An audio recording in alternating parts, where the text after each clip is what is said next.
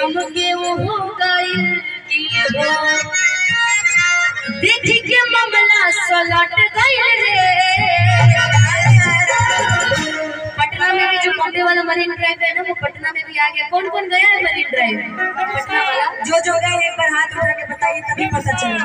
अरे दीघा नदी के पास, दीघा घाट के पास जो है, कैमरे वाले भाई लोग ज्यादा गए हैं, वो लोग ज्यादा चलना होता है, ये मैं शूट कर रहा होता है जी। मरीन ड्राइव पे वो घटना घट गई रे।